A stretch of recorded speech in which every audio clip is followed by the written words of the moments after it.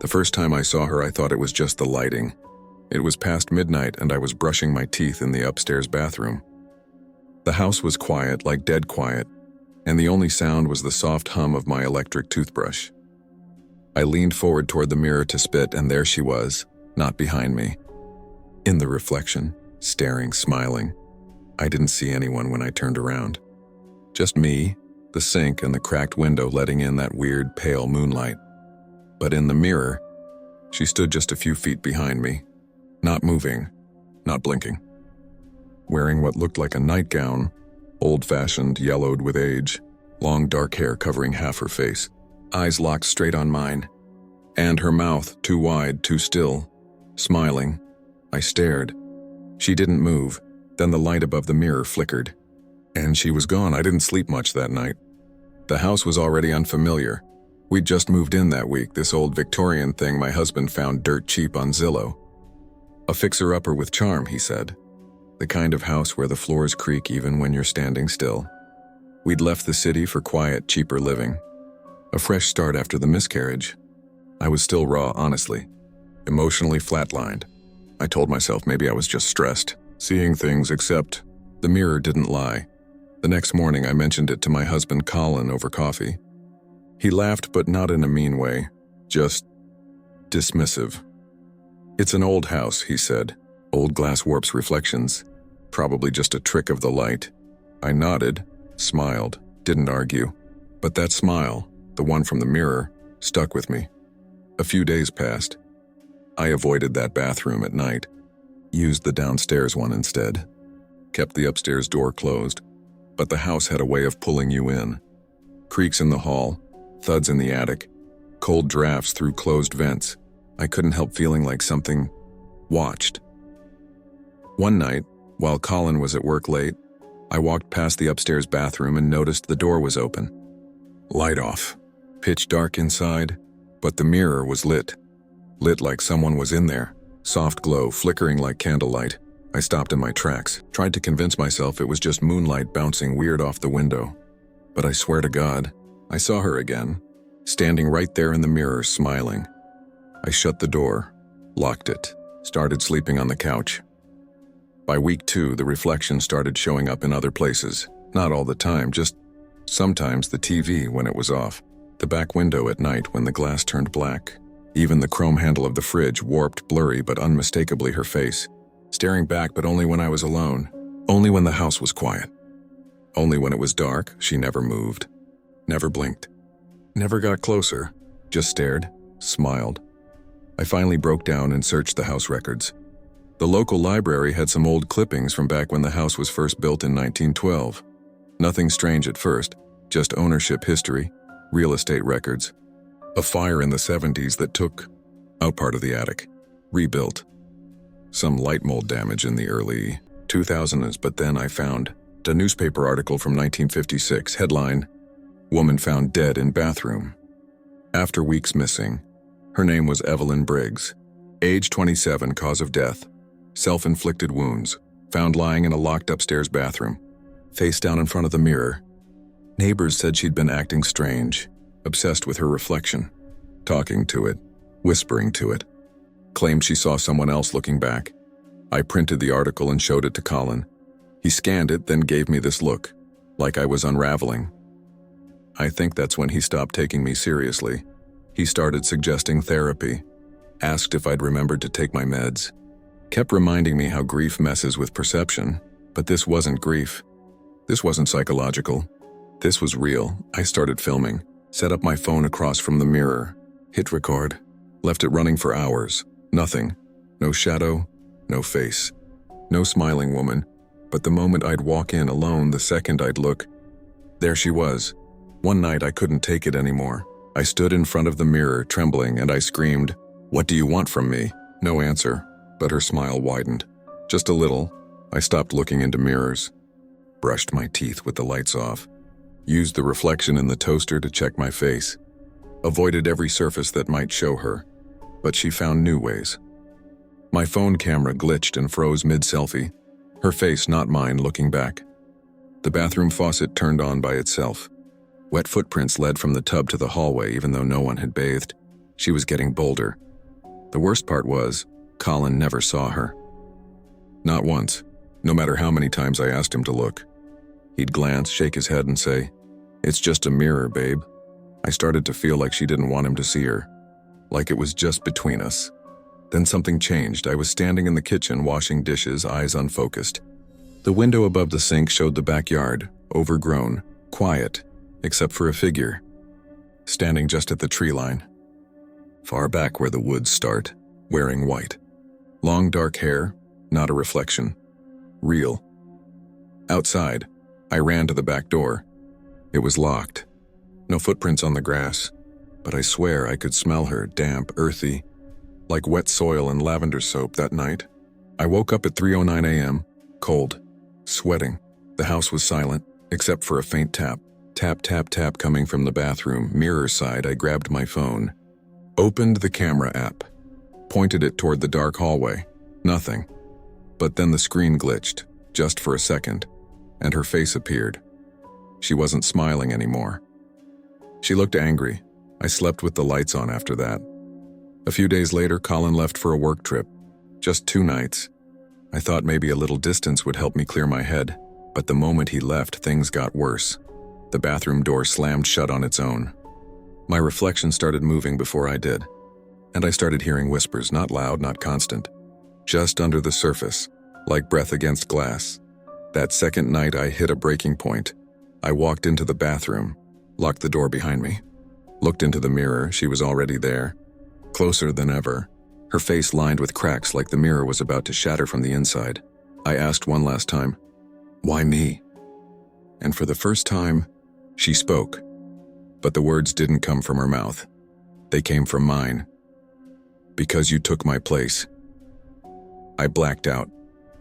Woke up in the tub, water overflowing, fully clothed, my phone in my hand, screen cracked, a fresh cut on my palm like I'd pressed it against broken glass. Colin got home the next morning. He found me sitting on the kitchen floor, shaking, mumbling something about mirrors and faces and voices. He called my sister, called a doctor. They suggested inpatient care. I refused. But I haven't looked into a mirror since, not even once. The bathroom's still locked. I covered every reflective surface in the house with sheets. Live mostly in the basement now. Small, safe, matte walls, no glass. Colin stopped arguing with me, stopped asking questions, but I know he's watching me, waiting for me to snap. Sometimes I catch glimpses of her in things I can't control. The microwave door. The faucet. A puddle on the floor, always smiling. Closer now, she wants me to look. To really look, but I don't, not anymore. Last night, Colin looked in the mirror, just a quick glance while brushing his teeth. And he froze, dead still. Mouth open, eyes wide, he whispered, "Who's that?" Then turned to me, pale and shaking. "I thought you said she was gone." "I never said that. Not once, because she's not gone, she's waiting." The second Logan said, "Let's break into the silo." I knew it was a bad idea, not because of the barbed wire, not because of the rusted "keep out" sign, not even because of the dead silence that hung over the old harvest field like a warning. It was the scarecrow. The one that hadn't moved in years. The one that now had its head tilted just slightly, to face us. I swear it hadn't been like that before. This was supposed to be a last summer thing. One final dumb adventure before we all went our separate ways after high school. Me, Logan, Derek, and Willow. We'd grown up in a tiny Midwest town called Glint. You've never heard of it, nobody has. It's the kind of place where time slows down and nothing ever happens. Just empty gas stations, old barns, and a lot of wheat. But everyone knew Harvest Hollow. Not the name officially. It's just what the old-timers called it. A stretch of farmland out on Route 6. Once owned by the Mercer family, long gone. Big silo, giant cornfield. One creepy-ass scarecrow. And a story nobody would tell you directly. Just stuff you overheard in hushed voices at gas stations and grocery store lines. Kids who went out there said the corn whispered back. Said they saw lights inside the silo, even though it was boarded up and locked tight. One guy from 2 grades above us swore he saw someone in the window. He doesn't talk much now. It was a dare, of course. Derek brought the bolt cutters. Logan had a flashlight and his old Canon camera. Willow carried the weed. And I brought the one thing I wish I'd left at home. Curiosity. We parked the car just after midnight, on the shoulder of Route 6. No streetlights out here. The sky was moonless, the air thick with bugs. Every step we took through the overgrown grass felt like wading deeper into something that didn't want us there. The silo towered above us, 30 feet tall, rusted and dented from storms. The cornfield beside it looked like it hadn't been harvested in years. Dead stalks standing straight up, brittle and gray. And there it was again. That scarecrow, taller than a person, straw arms splayed out, burlap face stitched with an inhuman smile, one glass eye, one empty socket, and its head still cocked toward us. We cut the padlock. It snapped louder than we expected, echoing across the empty field. Logan grinned. Let's make some history. Inside the silo, the air changed. You ever been in a space that feels wrong even before you fully step into it? Like you're walking into a memory that doesn't belong to you? That's what it felt like. It was cool inside, too cool. The kind of cold that feels damp, like the walls were sweating. The floor was a mix of old cement and dirt, covered in years of fallen leaves and straw. The smell was awful, sweet, rotting, metallic. And then there was the staircase. Spiraling iron stairs, old and rusted, curving up the inside of the silo like a spine. We shouldn't have gone up, but of course we did. The first few steps groaned under our weight. Derek joked about the stairs collapsing. Willow rolled her eyes. Logan filmed everything with that damn camera. I brought up the rear, flashlight shaking in my grip. The higher we climbed, the tighter the air got. Thinner, harder to breathe. The silence was heavy, so heavy that even our whispers sounded muffled. Then Logan froze. Shh. Did you hear that? We stopped. I didn't hear anything. Then I did. Something above us dragging like something was being pulled across metal. We reached the top platform. It overlooked the whole field, or it should have, but the window was completely blacked out. Logan pressed his hand to it. There's something on the other side. Paint or? Then he stopped talking. Because the paint moved. It wasn't paint. It was a person. On the other side of the window, just standing there. Face pressed to the glass, mouth open. We all screamed. Logan dropped his camera. It clanged down the stairs, echoing like a warning bell. Derek turned and ran down. Willow followed, screaming. Logan and I stayed frozen because that face, it was smiling. But not in a friendly way. The mouth didn't move naturally. It was wide, stretched, almost torn at the corners. And the eyes. Black. Hollow. No reflection. No light, just emptiness. We got out of there fast, ran to the car, engine still warm, doors still open. Derek was already inside, panting. Willow lit a joint with shaking hands. We drove off in silence. No one said a word until we hit the edge of town. Then Logan, in this weird, flat voice, said, "Did anyone else hear the corn?" Willow looked at him. "What?" "The corn," he whispered. It was whispering. That was the beginning of what I didn't know yet. But something had followed us back from Harvest Hollow. Something old. Something buried. And we just dug it up. The next morning, Logan posted the footage. He cut it together real quick, added a creepy soundtrack and uploaded it to his horror vlog. He called it Inside the Forgotten Silo. You won't believe what we found. The views exploded overnight. Thousands, then tens of thousands. People in the comments called us fakes, said it was good editing. But I knew what we saw was real. I still saw that face when I closed my eyes, wide smile. Black eyes, mouth pressed against glass, like it wanted out. That day, Derek didn't show up at school. We figured he was just hungover, or shook, but he didn't text. Didn't answer calls. That night Logan went by his house. He called me after, whispering like he didn't want to be heard. Dude, his window was open. His room was trashed. His mom's freaking out. He's gone. I didn't know what to say. He wasn't the type to just go. Willow wanted to go to the police, but what would we say? Hey, we broke into an abandoned farm and now our friend's missing, and also there's a haunted face in a mirror silo? No one would believe it. I didn't sleep that night. I kept hearing things. Not loud, but subtle. Scratching at the walls, like something shifting just inside the drywall. At 3:17 a.m., I heard whispering, soft, urgent. I turned on my phone's voice recorder and held it out. Nothing. Until playback. Then I heard it. Under my breath. under the static, layered like folds of damp cloth. Come back down. Feed the hollow. 2 days passed. Still no Derek. Still no sign of what we saw in that silo. Then Logan started acting off. He stopped replying to messages. Didn't come to class. When I finally caught up with him, he looked like he hadn't slept in days. His hands were shaking.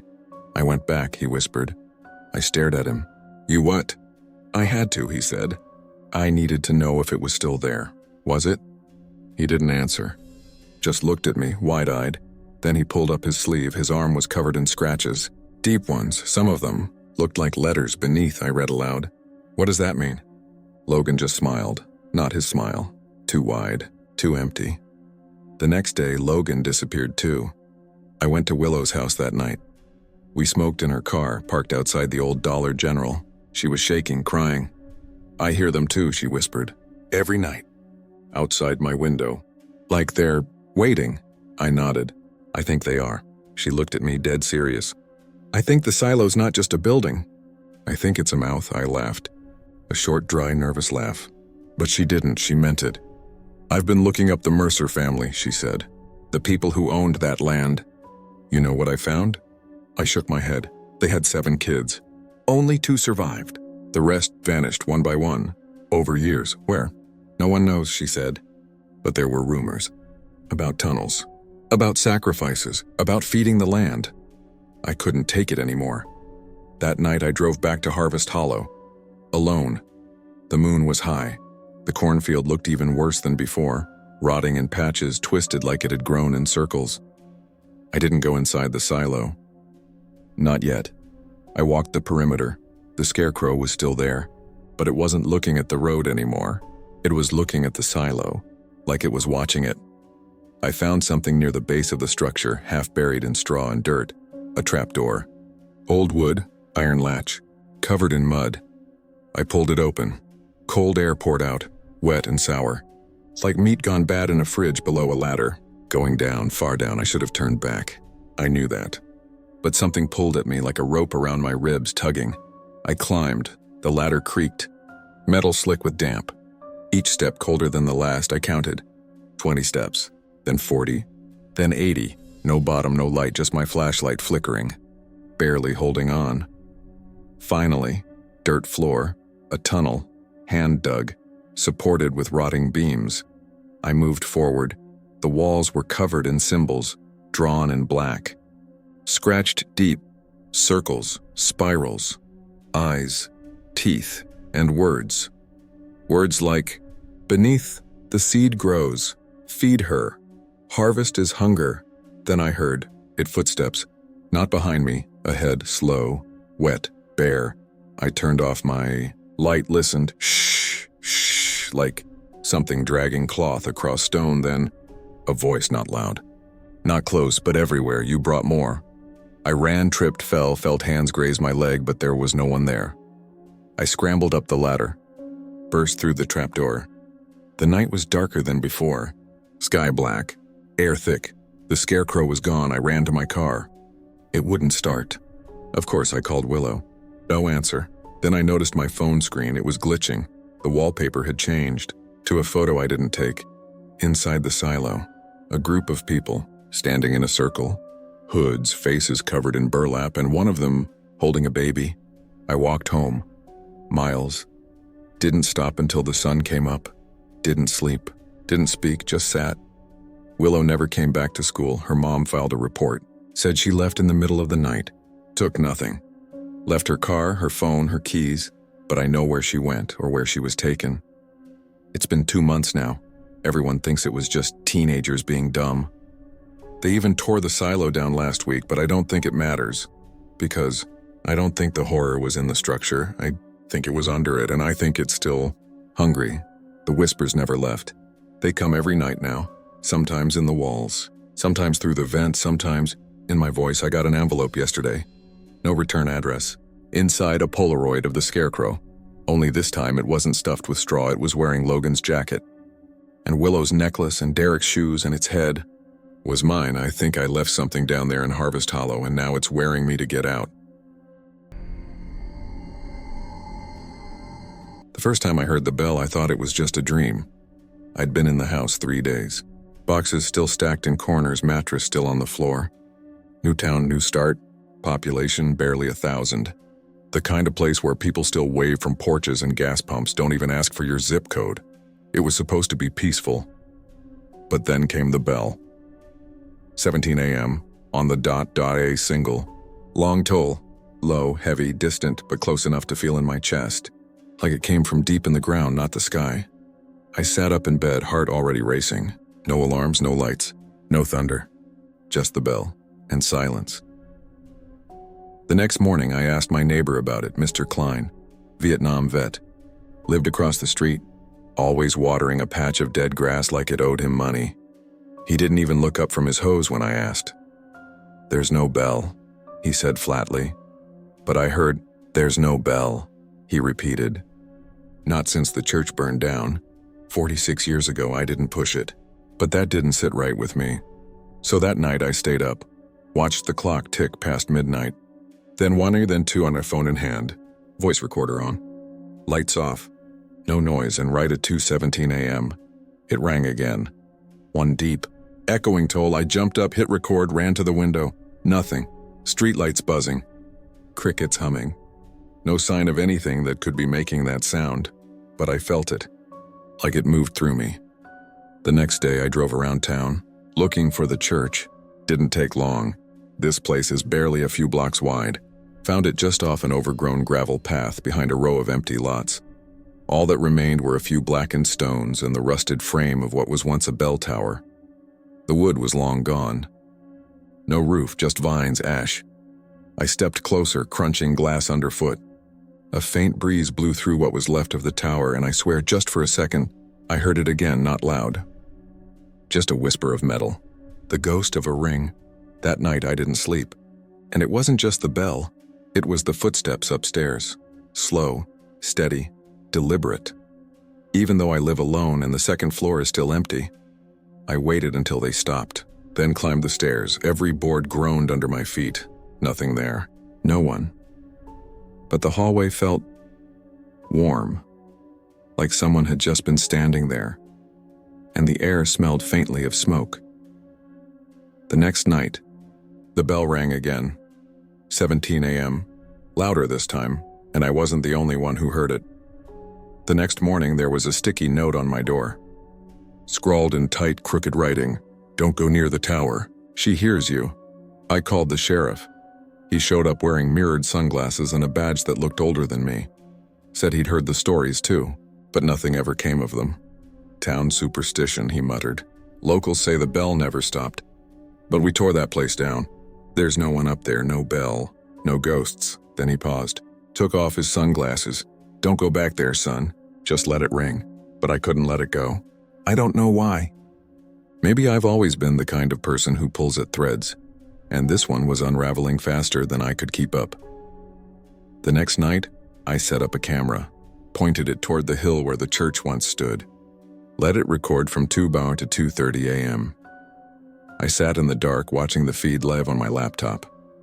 At 2:17, right on cue, the bell rang again. This time, twice. 2 slow echoing tolls, but the camera feed glitched. Just for a second, then someone was on the hill, a woman, standing where the altar would have been, head tilted, wearing white, hands at her sides. I blinked. She was gone. I rewound the footage, slowed it down. Nothing, no woman, no movement, just static during the ring. But I saw her. That's when I started locking all the windows, started putting towels at the base of the doors, started sleeping with the lights on, because it wasn't just the bell anymore. Now I hear whispers, not words, just murmurs. Low, almost comforting, like someone talking to themselves, just out of sight. Sometimes it's right outside my bedroom door. Sometimes it's inside. The bell rang again last night 3 times, and when I woke up, there was ash on the floor, black footprints, small, bare, leading from the hall to the foot of my bed. The night it rang 4 times, I didn't sleep at all. Each toll was sharper, like it was inside my head instead of echoing from the hill. And after the last one, the whispering didn't stop. It just kept going, hour after hour, Murmurs crawling up the walls, under the floorboards, humming behind the light fixtures, and then I smelled it again. Smoke. I packed a bag, one flashlight, my old camping knife, a notebook, and the voice recorder that started catching things I never remembered saying. I was done pretending I didn't believe it, done pretending this was in my head, because I finally listened to the last thing it recorded, my voice. Whispering in a voice I don't remember using, it said, "When the bell tolls 5, she walks." I went back to the ruins of the church that night, didn't even wait for the bell. The sky was overcast, clouds hanging low like they were afraid to look down. The air was still, too still, like even the wind was holding its breath. I stepped into the ash and stone. Everything was blackened, warped, and the metal frame of the bell tower groaned like it remembered burning. I circled what was once the altar, and that's when I found it, a trapdoor half buried in cinders, rusty, locked with an old iron bar. I pried it loose with a broken beam, and underneath, stairs, going down. The church didn't burn down on accident. That much was clear by the time I reached the bottom step. It opened into what looked like a burial chamber, stone walls, wooden pews, an altar far older than the church that once stood above it, and on every wall, names, hundreds of them, etched into the stone like tombstones, except there were no bodies. No coffins, only ash. In the center of the altar was a bell, small, brass, unbroken, and tied around its base.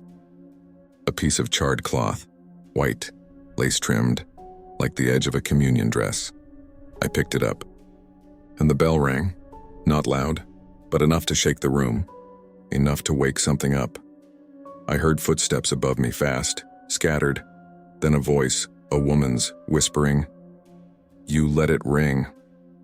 I bolted up the stairs, burst into the cold night. The ruins were empty, but I could feel her, watching, waiting. I went straight to the town archives. Tiny building. One clerk. She was asleep behind the counter. I broke in. I didn't care anymore. The fire happened in 1979. The official record said, electrical malfunction. No casualties. But buried in the back of the box were photos. Black and white, water-damaged, and newspaper clippings never published. One headline read, "Fifth child missing after late-night bell ringing." Another, "Witness claims woman in white seen walking church grounds." And this one, circled in red pen, "Sermon ends in tragedy. Congregation claims visions. Fire follows midnight mass." Then one handwritten note, stuffed between the pages, "The bell tolls for the forgotten. When it rings 5, she takes 1." I stopped reading because it wasn't just superstition. It was a pattern. Every few decades the bell returned. The count increased. And when it hit 5, someone vanished. I drove home fast, too fast, because it was 1:49 a.m. and I could feel it coming.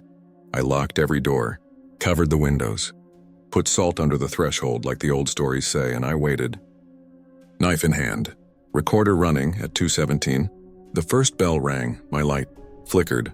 The second rang, I saw ash drift down from the ceiling. The third, my bedroom door, creaked open by itself. The fourth, I could smell her lavender smoke rot, and then silence. I waited, breath held, but no fifth bell, no toll, just a voice right behind me. "You heard me." I turned. No one there, just the mirror on the wall, fogged over, handprint pressed to the glass from the inside. I didn't sleep, didn't move. Just stared at the mirror until the sun came up, and that's when I saw it etched faintly into the glass, only visible in the morning light. "Next time it's you." I moved out the next day, left the town. No goodbye, no forwarding address, but I still hear it. Not every night, only when I'm alone. Only when the clock ticks past 2:17. Only when the lights flicker. And last night, it rang again, 5 times. I checked the news this morning. A girl went missing. 15. From Glint, the next town over. She vanished from her room sometime after 2 a.m. Her mother swears she heard bells. I don't know what the church was hiding, or who the woman in white was, but I know this: it's not a haunting. It's a ritual, and it never stopped. The church burned, but the bell, it keeps tolling, and when it rings 6, I think she's coming for me. The road between Brookville and Ashcroft is exactly 91 miles. Everyone in town knows it. It's a straight, empty highway with nothing but cracked pavement, dead gas stations, and miles of cornfields on either side. But for years, there's been a rumor that somewhere along that stretch past mile 86 but before mile 88, there's a sign you're not supposed to see. Mile marker 87. And if you see it, you don't come back the same. If you come back at all. I used to laugh at stories like that, urban legends, bored truckers, high school dares. But then my sister Leah disappeared, and the last ping from her phone, mile 87, it's been 6 months, no body, no car, no trace. They said she probably drove off the road, maybe hit a deer, swerved into a ditch no one found. Sometimes people don't want to be found, the officer had said gently, like he wasn't blaming her, just calling it what it was. But I know Leah. She never ran, never ghosted, and she hated driving at night, but she was heading home from Brookville, and she should have passed that stretch around 11:45 p.m. Instead, she vanished between 2 mile markers that shouldn't be able to hide a secret. That's why I drove it, again and again, every Friday night for the past 4 months. Brookville to Ashcroft, Ashcroft to Brookville, looking for something. Anything. I counted every marker. 86, 88, to 87 until last Friday. It was late, around midnight. Road empty, radio dead. I was halfway through a cold gas station coffee, mind blank, when I saw it. A green sign just barely catching my headlights. Mile 87, my stomach dropped. I hit the brakes too hard. Tires skidded. The car jerked sideways. I came to a stop just past the marker. I looked in the rear view. It was still there, small, rusted, just like the others. But I'd driven this stretch a dozen times. It was never there. I reversed slowly. The sign loomed closer in my headlights. No reflective paint. The metal looked old, like it had been baked in sun and snow for years, except it hadn't been here last week. I rolled down the window. Cold air rushed in, colder than it should have been for late spring, and it smelled weird, sweet but off, like flowers rotting in a closed room. I got out. Every instinct in my body told me not to, but I had to see it up close. The sign's paint was peeling, but clear. I walked a little farther, off the road, toward the ditch, scanning for tire tracks, wreckage, anything, nothing. But then I saw the turnoff, a narrow dirt road just past the marker. Not marked on GPS, no street name, just a gap in the brush, almost invisible unless you were walking. Leah's last ping had dropped right around here. I should have called someone. But I didn't. I took a deep breath, turned the wheel, and drove in. The road narrowed quickly. The trees pressed in. It felt wrong immediately, like the path was shrinking around me. Branches scraped the roof. Leaves slapped the windshield. The smell got worse, wet dirt, burnt sugar, and something metallic underneath, and then the radio clicked on. I hadn't touched it. It had been silent the whole drive. But now there was a voice, crackling, whispering. Words I couldn't quite make out. It sounded like Leah. I hit the brakes. The voice stopped. Silence. Then through the trees ahead I saw it. Headlights. Just sitting there. A car halfway in a clearing. Same make and model as Leah's Corolla. I got out fast. Ran to it, license plate. Her number, dot, same bumper sticker. Same dent on the fender. It was her car. Doors locked. Windows fogged. Key still in the ignition. I banged on the window, heart hammering. Leah? No answer. I cupped my hands to the glass, peering in, and what I saw made my blood turn to ice. The driver's seat was empty, but the inside was soaked, dark streaks on the seats. The passenger side window cracked like it had been punched. Something had clawed across the dashboard. I stumbled back. Then I heard footsteps in the trees, snapping twigs. Fast, heavy, not running, charging. I dove back into my car and hit reverse, tires spinning. A shadow darted between the trees behind me, tall and wrong-shaped, like it didn't bend right. I didn't stop until I hit pavement again. When I looked back, no turnoff, no mile 87, just the empty highway. I tried reporting it, but when the cops checked the stretch, there was nothing. No marker, no dirt road, no car. Even the GPS data from my dash cam was wiped, and now the officer just looks at me like I'm cracking. Maybe I am, but the smell's still in my car. That mix of earth and rot, It won't come out, and sometimes, late at night, the radio clicks on, and I hear her voice again, whispering my name. I know I'm not the first. Leah's not the first. I found a post buried on an old roadside forum. From 2009, a trucker named Pete mentioned a phantom sign. 87 between the towns, it moves. You see it, you're done. Then no more posts from him after that. I think the road is a trap. Something is waiting at that mile. And the sign? It's not a marker, it's a door. After that night, I promised myself I wouldn't go back. Not because I was afraid, though I was, but because something was changing in me. I stopped sleeping. My skin itched constantly. I started hearing things in the static of the TV, words that sounded like my sister's voice, crying, "It's not too late." And at exactly 11:45 p.m., every night my phone rings once, no number, no call log, just a single shrill ring, like the moment before an accident. 2 weeks passed. I tried to go on like normal. Tried therapy, sleep meds, talking to friends. Nobody believed me. Or worse, they pitied me, but the signs didn't stop. I started seeing the number 87 everywhere. Gas prices, receipts, street addresses. Once I opened the microwave door and the clock said 87 crore. That's not even a real time. One night I found my sister's old hoodie hanging in my closet. I hadn't seen it in months. It smelled like her. And the inside pocket had something in it, a folded piece of paper, crumpled, damp, torn. In her handwriting, "If you see the marker, don't stop. It's not a place, it's a decision." And scrawled underneath, darker, messier, "But if you do stop, don't follow the road." That was it. I couldn't take it anymore. I had to go back. Not because I thought I'd find her, but because I was starting to think I'd already left something of myself behind there. I picked a night with no moon. Drove the same highway, Brookville to Ashcroft, no music. Just the sound of my tires on pavement and my heartbeat in my throat. I passed mile 84. 85, then, there it was. Mile 87. Just standing there in the dark, like it had always been there, except this time, the sign was twisted, not standing straight, bending toward the road like it was trying to get a better look at me. I kept driving. I wanted to obey Leah's warning. I passed it, didn't look back, then the road looped. I blinked. I was passing mile 84 again, then 85, then 86, then 87 again, exactly the same curve. Same dead tree, same rusted mile marker. I gripped the wheel tighter, passed it, only to see it again. Over and over. Time didn't move.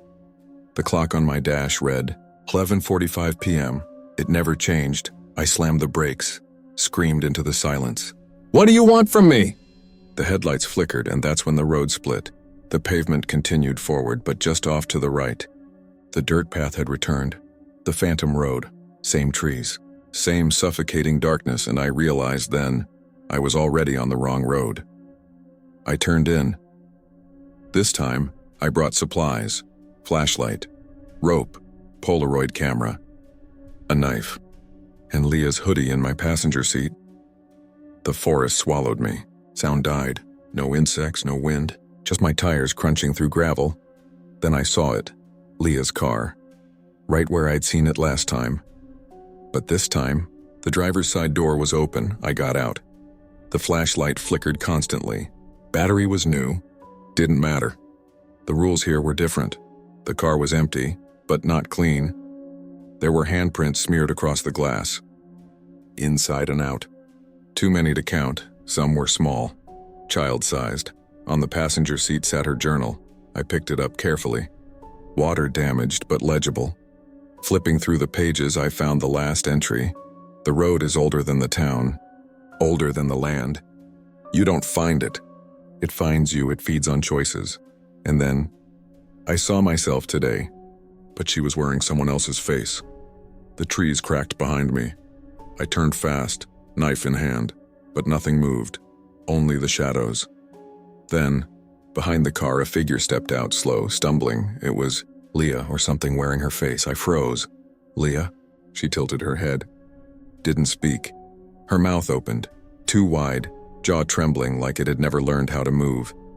And in my voice, she said, "You stopped." I ran. Back to my car. It was gone. Just gone, no tracks. No sign of it, just dirt, trees, and a single sign nailed to a tree that wasn't there before. You can't leave if you came for someone else. I walked. Hours. Days, time didn't move. I passed the same tree 4 times, saw the same crushed soda can, the same crow dead in the grass. Its eyes were missing. Eventually I found a house, shouldn't have been there. No address. No driveway, just 4 sagging walls and a light in the attic. The front door was ajar. Inside it smelled like old paper and iron. The hallway stretched far too long. Rooms on either side. All empty, until I found the one that wasn't. A room full of mirrors. Broken, bent, fogged, fractured, and in each mirror, a different version of me. Screaming, crying, bleeding, smiling, except one. One reflection just stood there. Calm, smiling wide, and in its arms, it held Leah, eyes closed, mouth sewn shut. I shattered that mirror, cut my hand open. Blood dripped onto the floor, and the house moaned. Literally, but the guy in the walls flexed, groaned, like lungs filling with air. Then footsteps came, hundreds. Upstairs, downstairs, all around me. I ran, I don't remember, leaving only waking up in a ditch just outside Ashcroft. 3 days had passed, my phone was dead. The hoodie was gone. Leah's journal was still in my pocket, but the pages were all blank. They said I must have wandered. Had a breakdown, hallucinated, but I know the truth. There is no mile marker 87, it's a test. A door, and if you see it, it means it's already looking at you. It's been 3 months. I left town. New name, new place. But the sign found me again last night. I was driving late. New highway, new state. And there it was, just for a second. A green blur in the dark, and my radio whispered, "You left her behind, so yeah, I'm going back." Not because I think I can bring her home, but because I think she never really left, and neither did I. I used to think mile 87 was a place, but now I know it's a mirror. And it only shows you what you're willing to lose. The first time my daughter spoke in that voice, I almost crashed the car. It was on the way home, barely an hour after we'd packed up and left Lake Orla behind. She was in the back seat, legs curled under her, hugging her stuffed frog. She'd been humming something soft for most of the drive. A low, slow tune I'd never heard her sing before. Then she said, "She says the water is lonely." Calm, quiet, like she was just talking about the weather. Let me back up. We rented a lakeside cabin for a weekend escape. My wife had been pushing for disconnect time, and Lake Orla was cheap, quiet, and just isolated enough to be charming instead of creepy, at least on the listing. The cabin had no Wi-Fi, no cell service, and only one landline phone mounted on the kitchen wall like it had been waiting since 1997 for someone to use it again. My wife, Erin, had been there once as a kid. Said she remembered catching frogs on the shore and roasting marshmallows under the stars. I could tell she wanted it to be magical for Lila, our daughter, 5 years old, obsessed with fairy tales and mud pies. We arrived Friday afternoon. It looked fine at first glance. The cabin was older than the photos made it seem.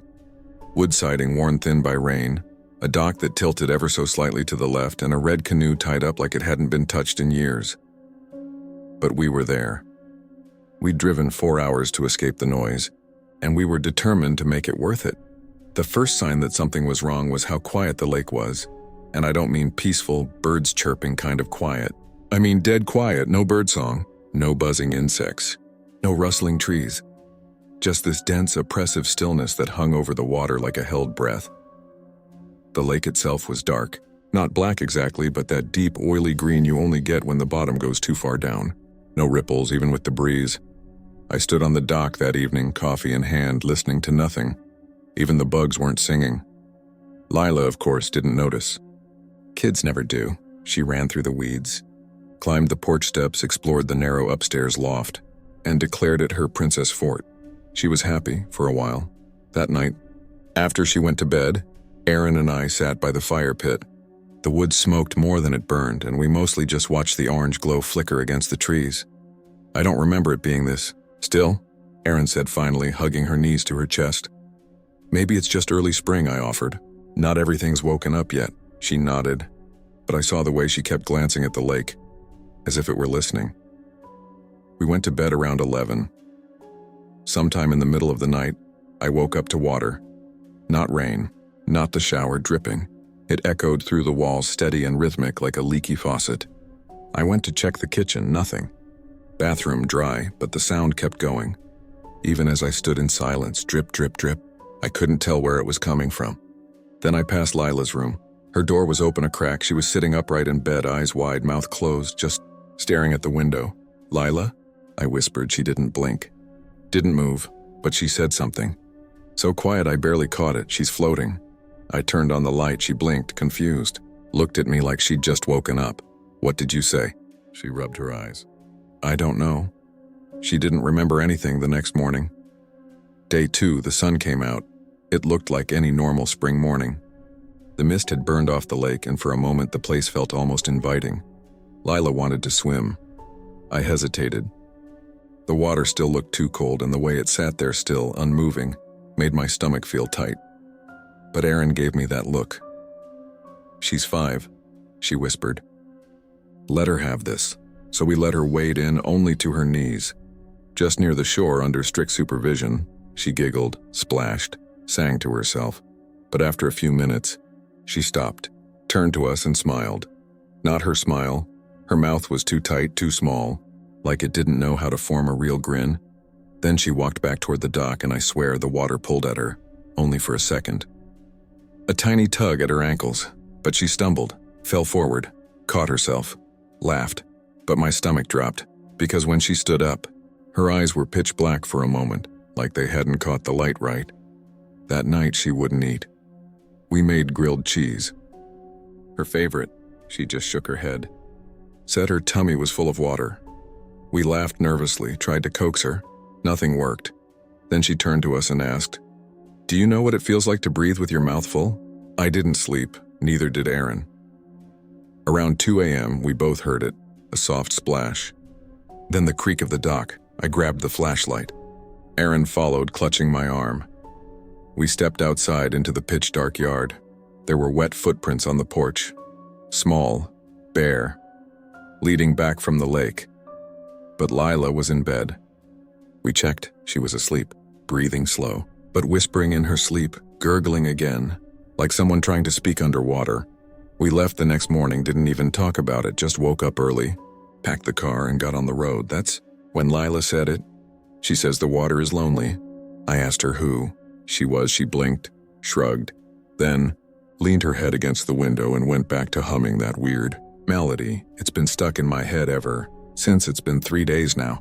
Back home, back in our normal routine, but everything feels wrong. Lila doesn't talk much, and when she does, her voice sounds just a little off.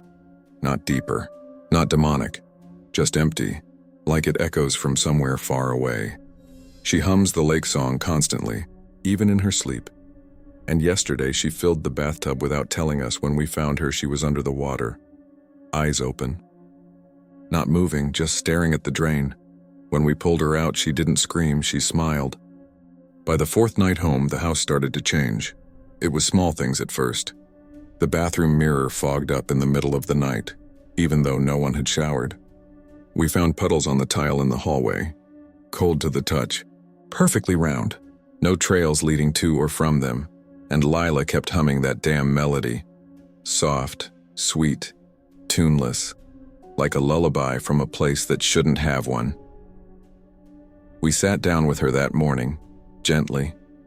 Tried to ask, "Where did you learn that song, sweetie?" Erin asked. Lila was spreading peanut butter across a cracker. She didn't look up. "From the girl in the lake." My stomach dropped. Erin gave me a look. Should we be worried? But stayed calm. "What girl, honey?" "She lives under the dock. She has long hair and her eyes float around." I asked her what that meant. "Her eyes float around?" "She lost them," Lila said. "But she can still see. Through the water. Through the walls."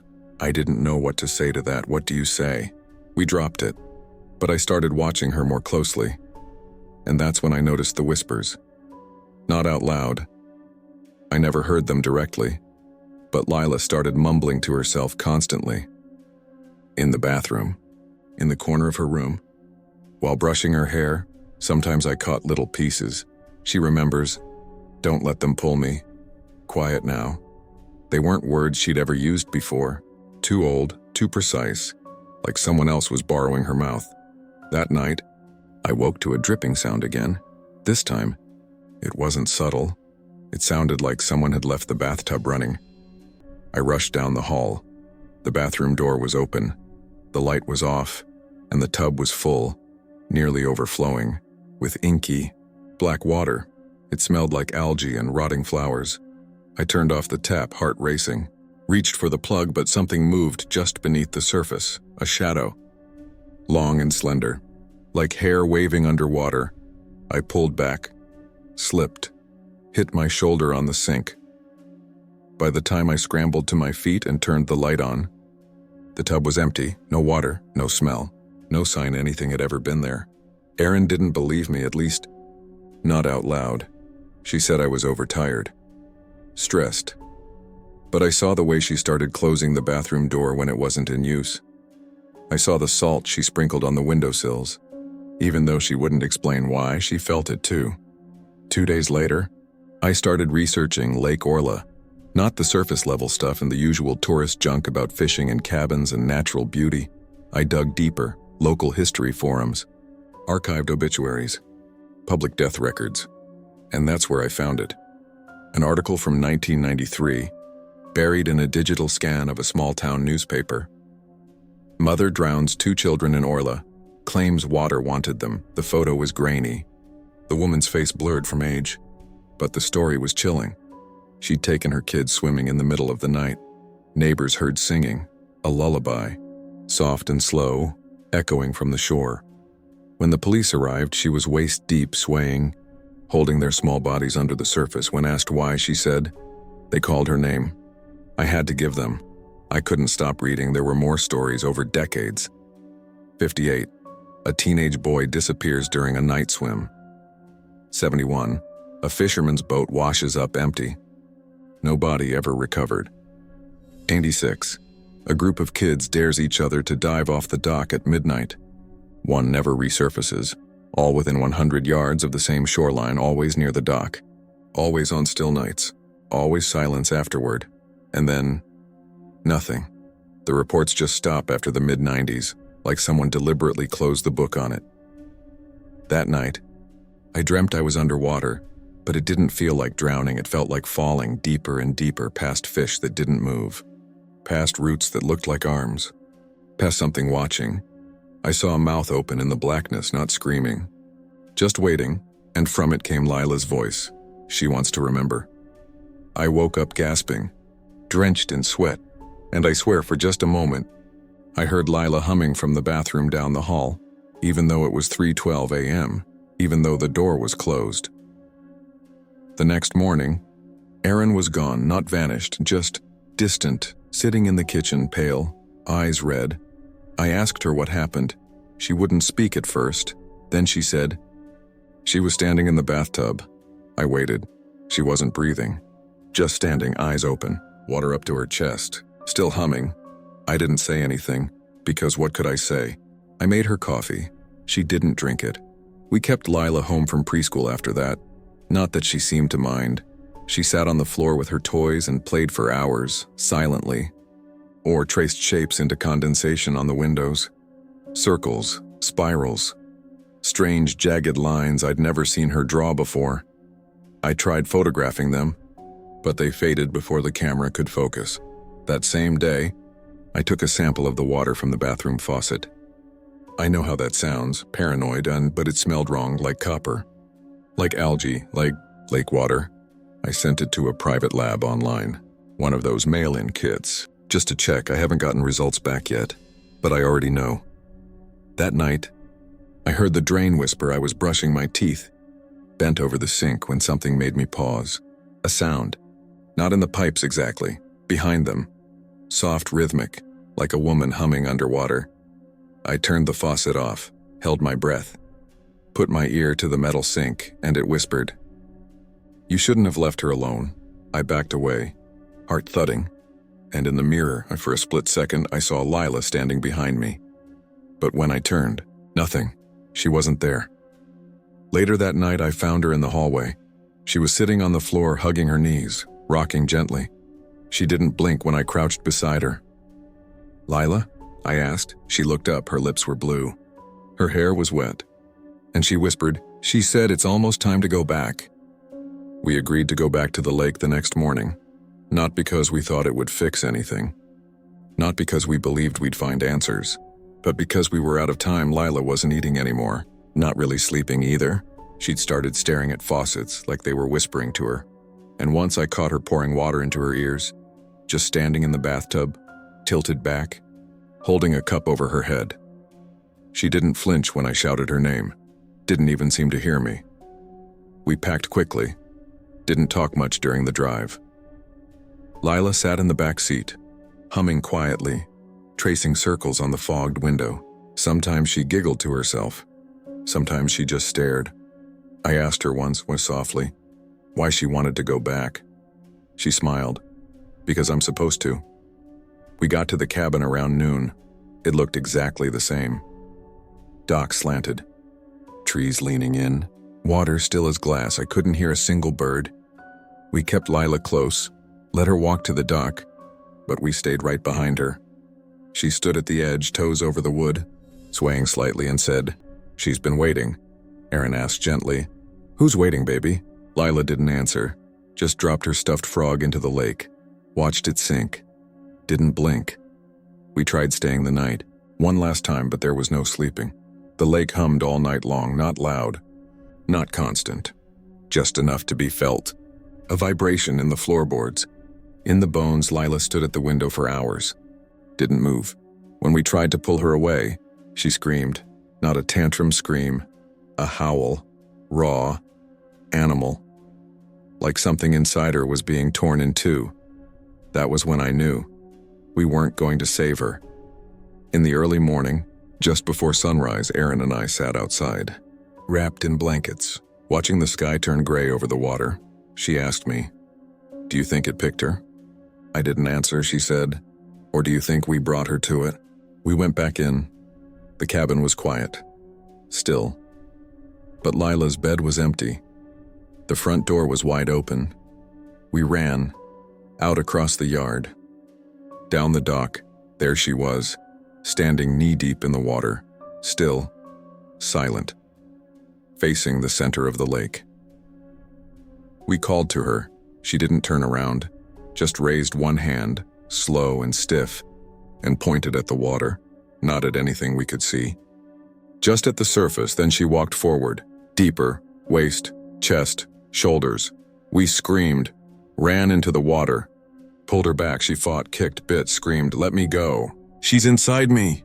That was when I saw her reflection, not in the water, in Lila's eyes, just for a second.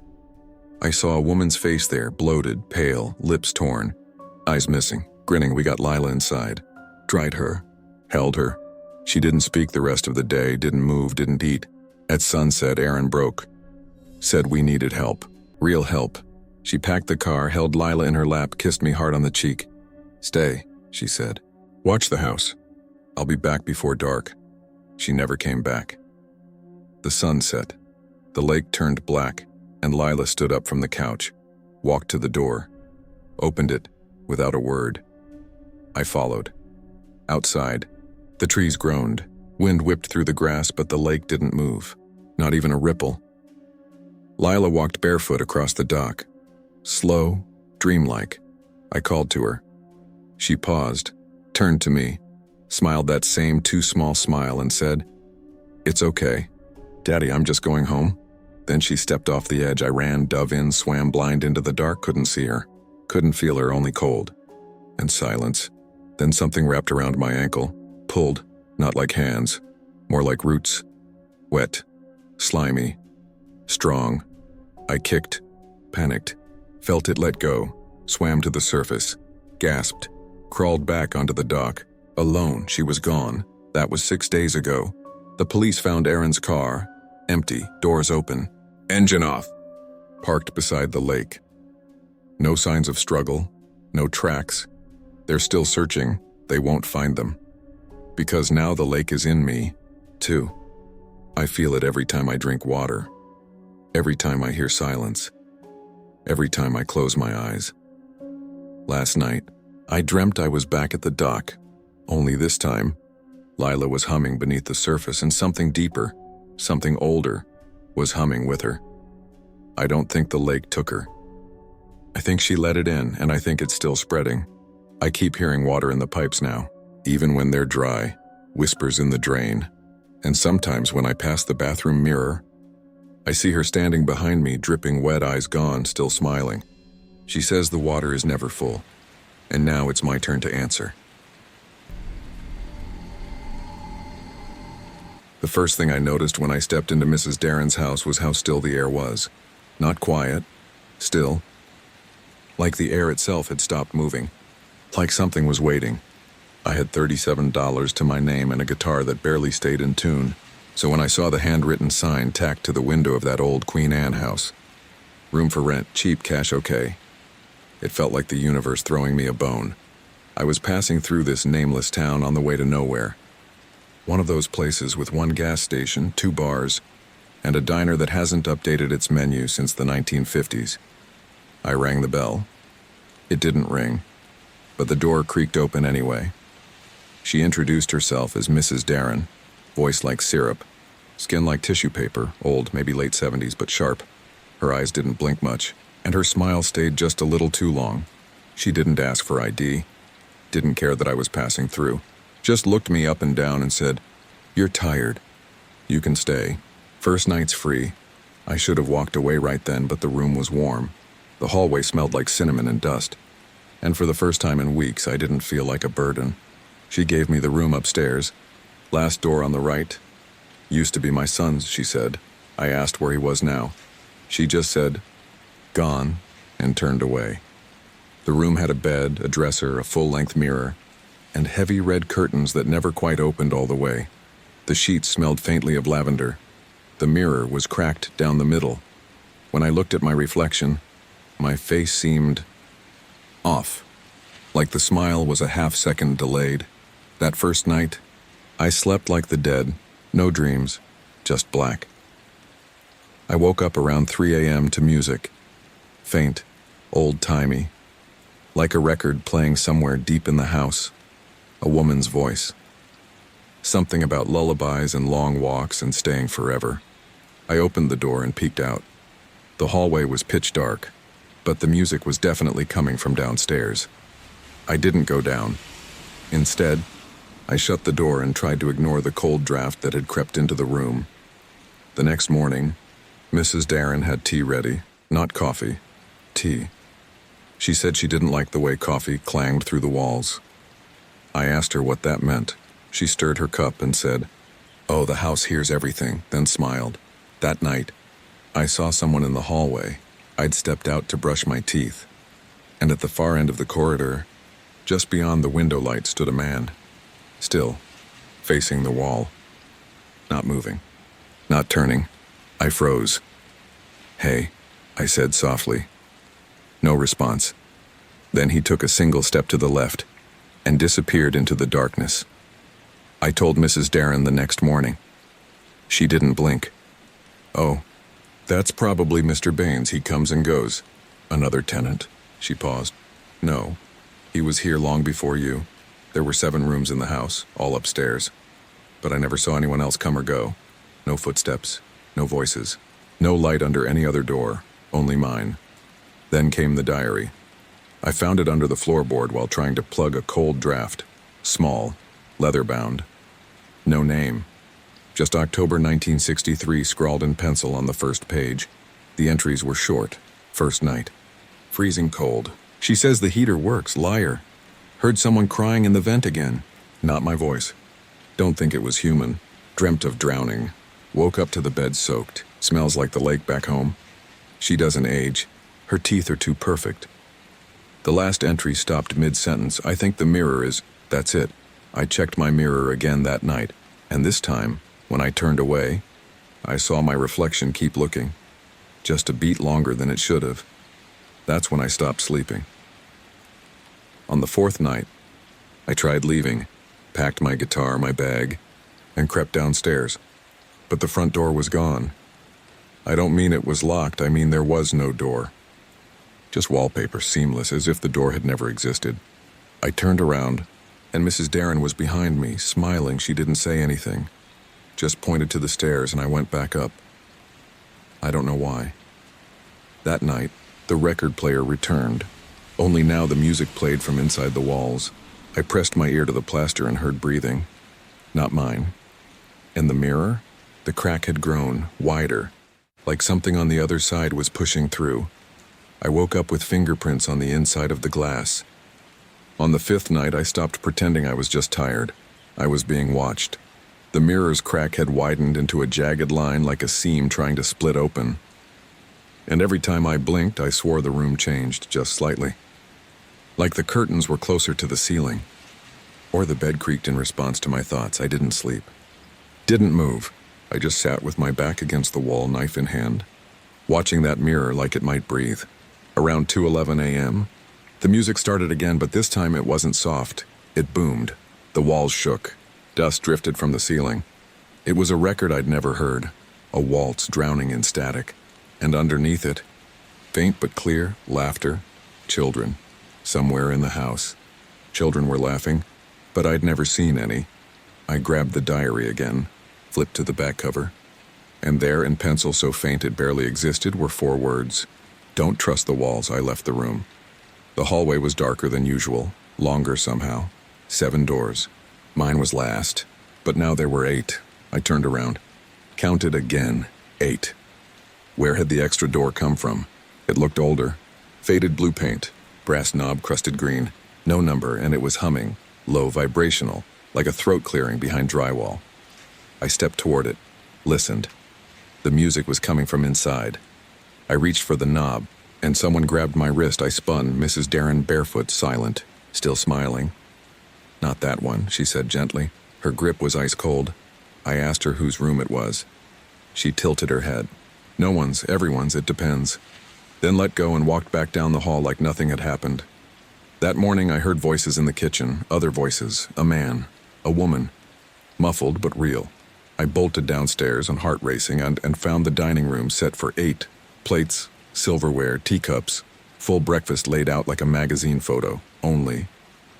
There was no one there, no one but Mrs. Darren. Standing at the head of the table, hands folded, she smiled. You're just in time. She asked me to sit. I didn't want to, but I did. The food was warm, fresh, pancakes, eggs, bacon, toast, the works. And as I sat down, I saw movement in the reflection of the silverware. Not me, not her, others. Thin outlines. Shadowy figures seated at the table, mimicking my every move. All smiling. All staring. I dropped my fork. Mrs. Darren said, "Oh, don't mind them. They're just happy to have company again." I told her I was leaving. She frowned. "That's disappointing." I didn't respond. She just reached into her apron and pulled out something wrapped in cloth, dropped it on my plate with a soft clink.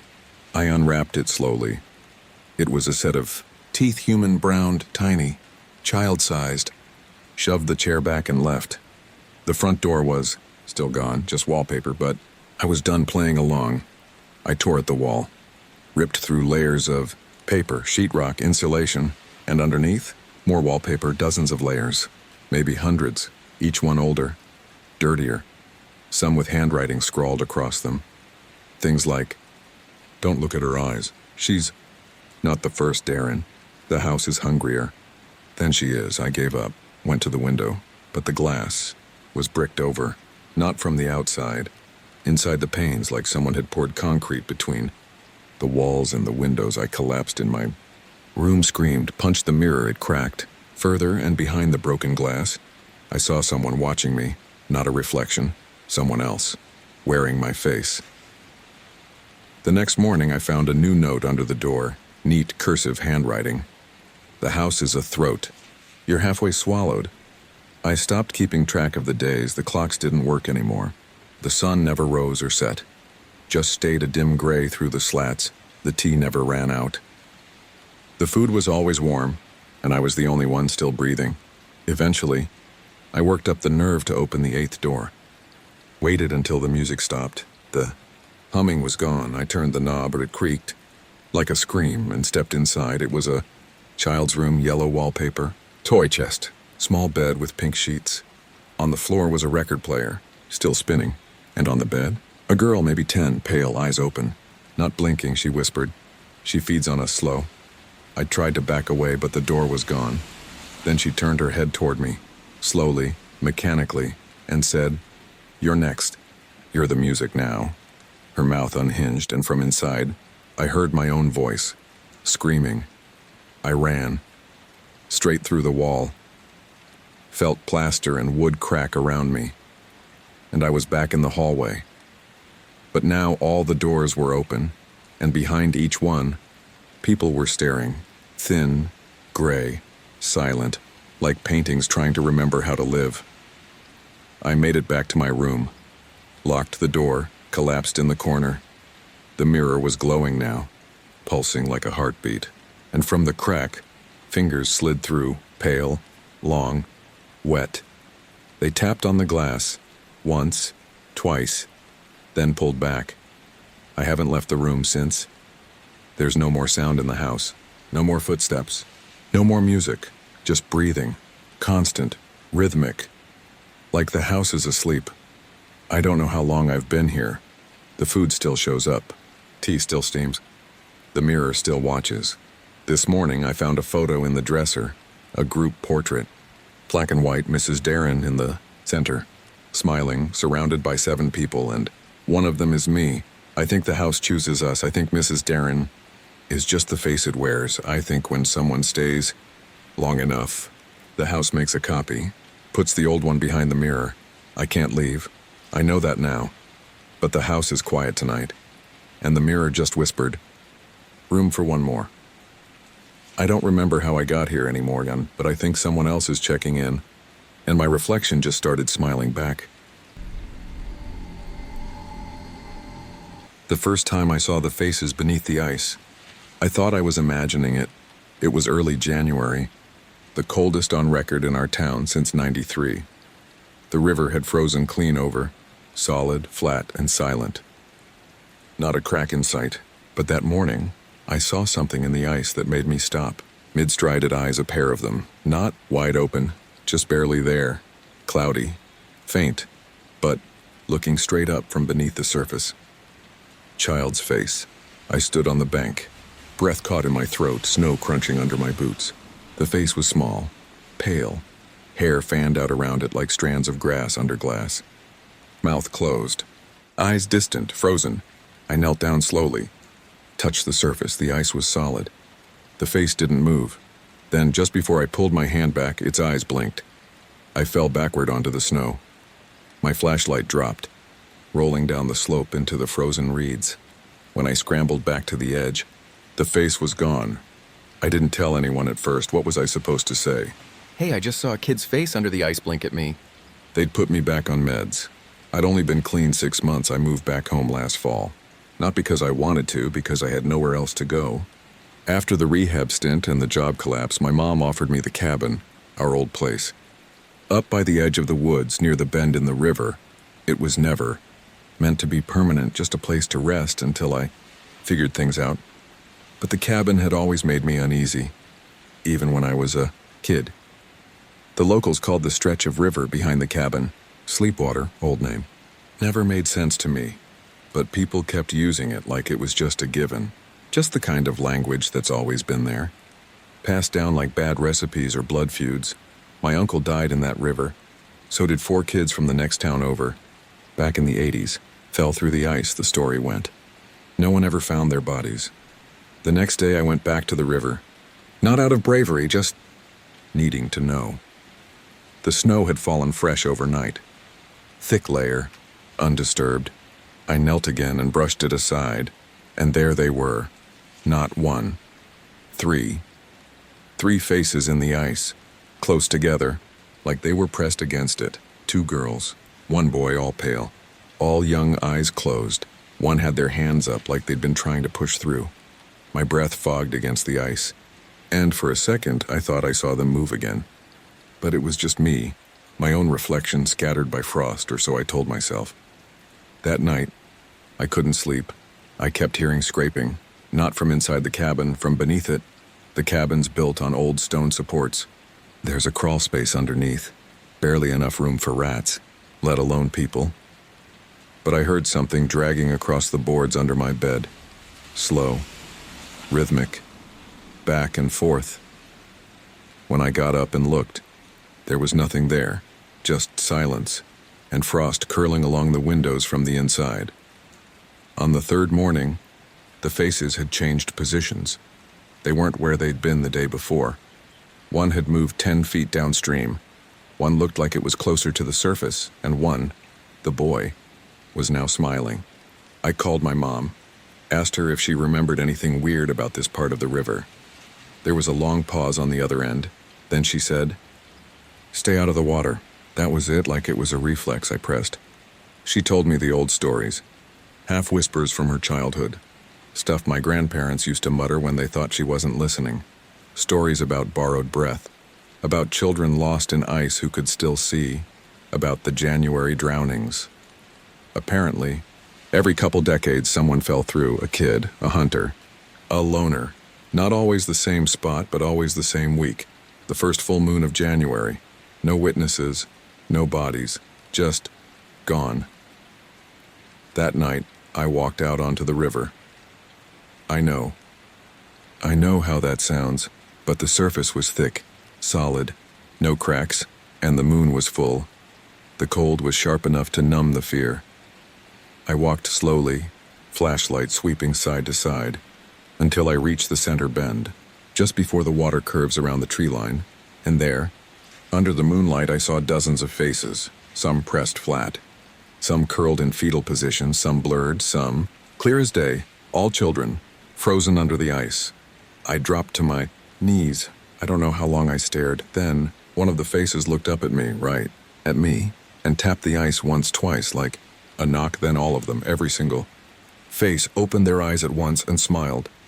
Ran, didn't look back, slipped twice on the snowbank, ripped my jeans on the frozen brush, didn't care, sprinted into the cabin and slammed the door behind me. I tried to convince myself I hallucinated it, that it was a trick of the light, of stress, of cold. But when I peeled off my gloves, I noticed something strange. My fingertips were wet, not from sweat, but from melted water. I hadn't fallen in. So where did the water come from? I tried calling my mom again. She didn't answer. Tried texting a friend from the city. No service. I stared out the window for an hour, and for the first time since moving back, I realized I hadn't seen another human being in days. That night, they came to the cabin, not loud, not dramatic, just a knocking, 3 soft knocks on the back door, the one that faces the river. I didn't move. I waited. 10 minutes later, it knocked again. Only this time, it was from under the floor. I didn't sleep, didn't move from the couch.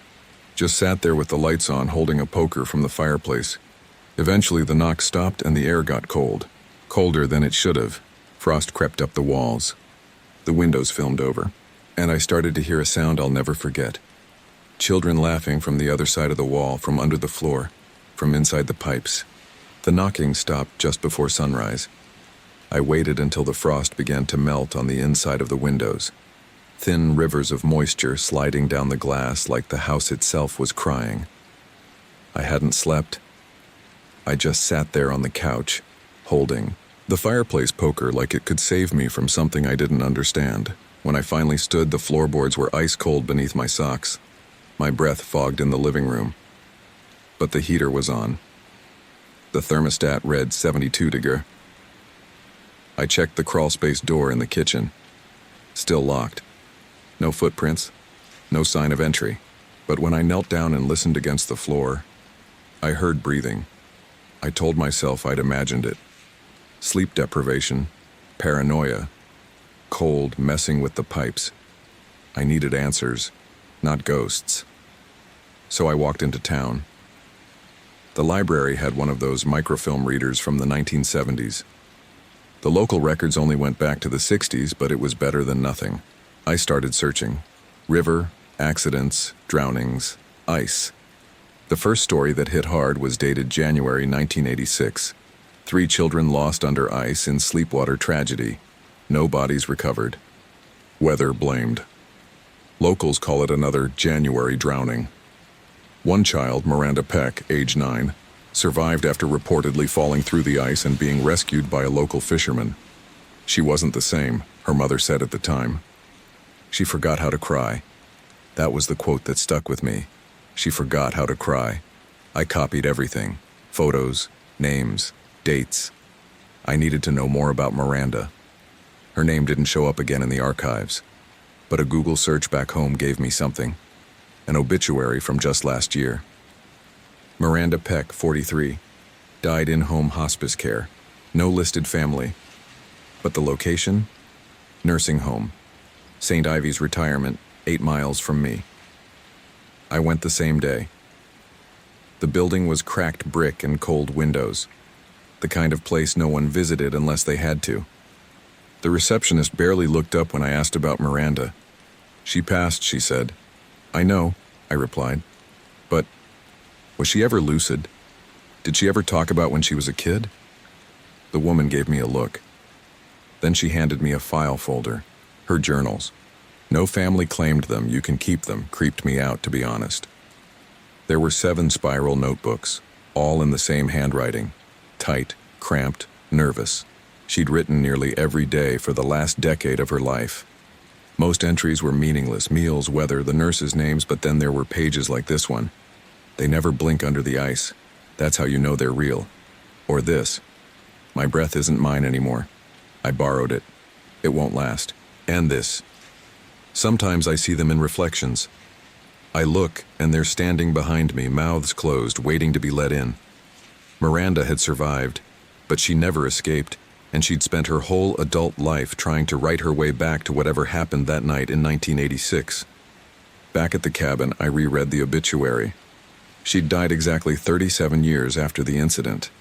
To the day. January 9th. That was 4 days from now. The faces in the ice were closer that evening. I didn't even need to brush off the snow. There were 5 of them now, right at the surface, each of them looking up at the cabin, not moving but smiling. I heard the pipes knocking again at 2 a.m., and then the sink turned on by itself, just a trickle. But when I touched the water, it wasn't cold. It was warm, like breath. The next day, I found a new trail near the tree line behind the cabin. Boot prints, small, barefoot. They led to the river, then disappeared at the edge. I left the lights on all night after that. Didn't sleep again. I just stared out the window, waiting. At some point, I realized I'd stopped seeing birds. No squirrels, no deer, not even footprints. Like the forest was holding its breath. I went back to town. This time to the bar. The kind of place that doesn't ask questions if you pay cash and keep your voice low. I waited until I saw someone old enough to remember the 80s. Found a guy named Charlie Leving, Vietnam vet, long gray beard, 2 fingers missing from his left hand. I offered to buy him a drink if he'd talk about the drownings. His eyes went still. He didn't say no. He said the legend goes back further than anyone really talks about. That every 20 or 30 years the river takes someone. Sometimes just one, sometimes more, always children, always in January, no bodies ever recovered. Like it swallows them, he said, like the river's a mouth. I asked about Miranda Peck. He leaned in close. She walked back into town barefoot, in a blizzard. No coat, no frostbite. Didn't say a word for 3 days. Then he added, when she finally spoke, first thing she said was, I saw my face under the ice. But it wasn't me anymore. I left the bar and sat in my truck for half an hour, staring at nothing, wondering if I'd already stayed too long. When I got back to the cabin, there were wet footprints on the porch, small bare, leading to the back door. I didn't go inside right away. I walked to the river instead, and there, pressed to the underside of the ice, was my own face, not a reflection, not an illusion. My face, eyes closed, lips parted, hands raised, frozen in a scream. I backed away, slipped, hit the snow hard, and when I looked again, it was gone. That night I dreamed I was in the water, not drowning, just floating, weightless, surrounded by children, faces blank, mouths closed, drifting in slow spirals around me. One swam past me, had Miranda's eyes. She opened her mouth, and in my voice she said, "They need someone to breathe." I woke up choking, gasping. The air in the cabin was gone, like something had sucked it out. The heater was off. The windows were all fogged from the inside, and on the bathroom mirror, someone had written, "She forgot how to cry." I'm not sure what's happening anymore. I don't think this is just ghosts. I don't even think this is about death. I think the children under the ice are trapped, and they're looking for someone to take their place. 3 days left until the full moon. 3 days until January 9th. I need to know what they want, or what they've been waiting for before the ice opens again. The ice cracked last night, not loudly, not like a movie. Just a single wet pop, like a bone slipping out of socket. And then silence. I was lying awake in the loft with the lights off. The cabin had gone completely still, the kind of still where your ears ring because there's no sound to drown them out. Then just after 2 a.m., I heard it pop. Then a soft hiss, as like air leaking from a throat. It came from the river. I didn't move for almost 10 minutes. When I finally stood and looked out the window, the moonlight lit the ice in an unnatural way, like it was sweating. Melting from beneath and standing at the tree line just at the edge of the woods was a figure, small, still, barefoot, its head tilted to one side. Just like the children in the ice, it didn't move, neither did I, eventually. I blinked, and it was gone. I didn't go outside until morning, and even then, I brought the crowbar from under the sink. The river had changed overnight. The surface was still intact, but the clarity was gone. No more frozen glass. Now it was foggy, almost alive. The faces were still there, but fainter, shifting beneath a thin veil of ice that now pulsed gently, like it was breathing. One face in particular caught my attention.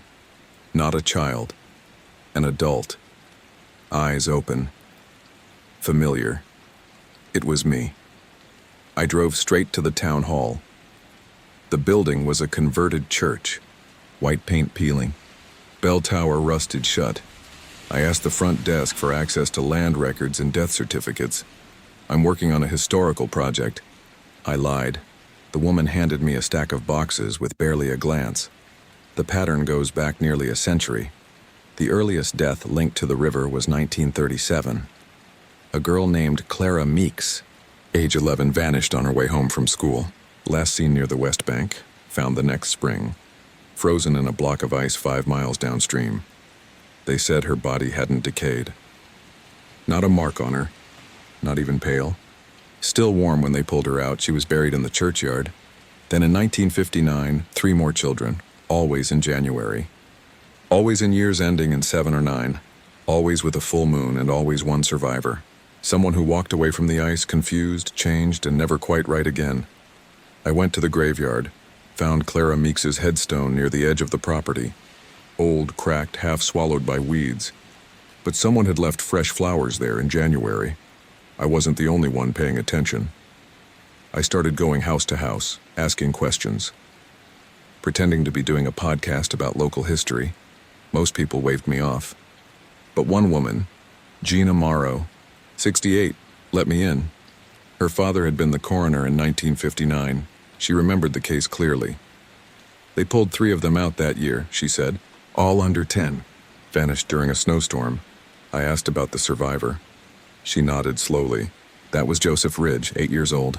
Said he followed the singing and came out the other side. What happened to him? Her eyes dropped to the floor. He drowned himself in 1977.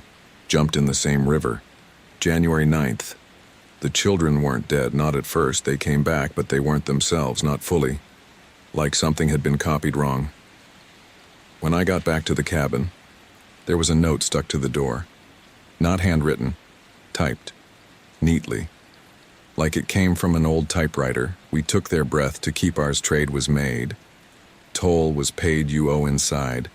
Every faucet was dripping. Every pipe groaned. The floorboards were damp, and carved into the wood just below the loft railing was a single word: replacement. The river kept changing. That night, I walked out again. This time armed with a flashlight and a spool of rope I tied around my waist. The surface looked almost gelatinous now. still frozen but thinner, like a skin stretched tight. I stepped onto the ice and it didn't crack. It flexed. I walked slowly. Every step felt like walking on the surface of a balloon until I reached the bend, the place where the river curves toward the trees. The ice was clearest there, and underneath, they were standing, no longer floating, no longer frozen in place. They stood upright, eyes open, faces tilted up toward me, all of them. And in the center, the girl from 1937, Clara. She lifted her hand and pointed it. The ice began to crack, in a perfect circle around where I stood. Ran didn't look back, didn't stop until I slammed the cabin door behind me and collapsed on the floor, heart pounding. My boots were dry. I had run across ice, and breaking ice on me and my boots were dry. That night, I had another dream. This time I was in the cabin. Only it wasn't mine. It was the cabin as it looked 50 years ago. New wood, fire in the hearth, fresh flowers on the table. And sitting across from me at the kitchen table were the children, all of them, dripping, silent. And behind them, standing in the shadows, and something taller, thin, faceless, breathing slowly, watching. Clara stepped forward, opened her mouth, and in my mother's voice she said, "You were born for this." I woke up on the floor. The windows were all open. Frost had climbed halfway up the walls and written across the glass in condensation, "It melts tomorrow. We have one day left. Tomorrow is January 9th. I don't know what's coming. I just know the ice is thinning, and something is underneath it. Something that was promised to trade, and hasn't been fed in decades. January 9th. The air didn't feel right. It was above freezing before noon. The snow had turned to slush, and the trees around the river dripped like they were sweating. Fog rolled low across the field behind the cabin, thick and unnatural, swallowing the world 5 feet at a time. I stood at the edge of the riverbank just after sunset. I didn't bring the crowbar this time. I didn't bring anything, because I already knew this wasn't something you fight with weapons. The ice was gone. Not cracked. Gone. Replaced by a slick surface of water as black as oil and just as still. Not a ripple. Not a current. The entire river looked like a single flat eye staring up at the sky. They weren't beneath it anymore. The children, they were gone. I stepped forward, not into the water, just to the edge. My boots pressed against the softened earth of the bank. I peered into the glassy black and saw my own reflection ripple ever so slightly. And then, hers, Clara Meeks. Her face rose behind mine just beneath the surface, still childlike, still pale, but her eyes had changed, no longer cloudy, no longer empty. They were human again. She looked sad, almost sorry. She opened her mouth, and I heard my mother's voice again. "Finish what we started." I fell backward, hands scrambling in wet mud. The water began to ripple outward from where she'd appeared, circles, expanding, growing. From those ripples, more faces surfaced, not just children, men, women, some old, some young. All eyes open, all rising. The drowned were coming back. I ran to the cabin, slammed the door, locked it, then realized how pointless that was. I looked out the back window. Fog had consumed the trees, and standing just beyond the porch, a child no more than 6, wet, mouth closed, head tilted, one hand raised, like in a wave. Then another child stepped forward, and another. They emerged from the fog in a line, silent, waiting. A dozen, then 2 dozen, then more. All standing in the yard, eyes fixed on the cabin, on me. The air inside grew wet. Not damp, wet, like I was breathing inside someone's lungs. Condensation ran down the walls. The floorboards sweated.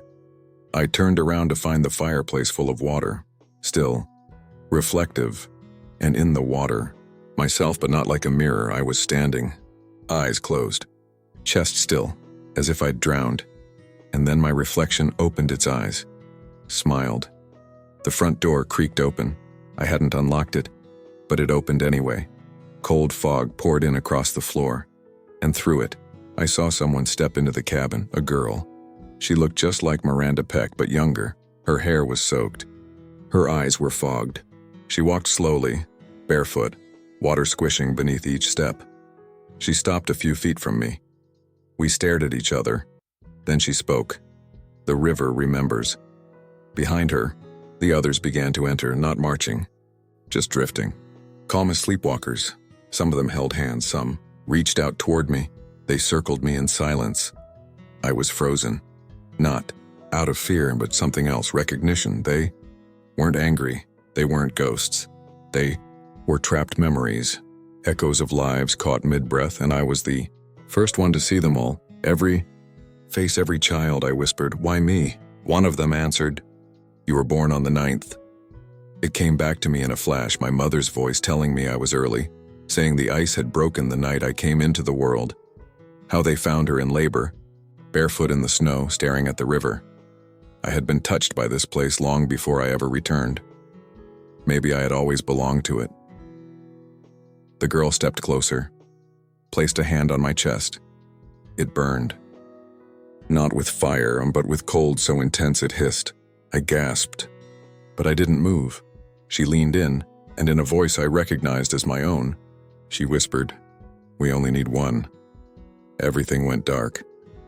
I woke up on the riverbank, sunlight on my face, birds in the trees, the first sound of nature in days.